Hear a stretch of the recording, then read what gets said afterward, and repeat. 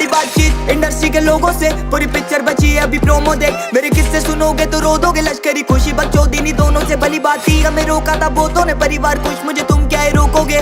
बिस्तर बना देंगे नोटों के अगर मेहनत को पैसों से तोलोगे। रुकेगी कलम नहीं जब तक जिंदा, मैं मरूंगी तब तक निकला है जिंदा। मुझे लगता है जानती सब हूँ मैं, हार या जीत की होती नहीं चिंता।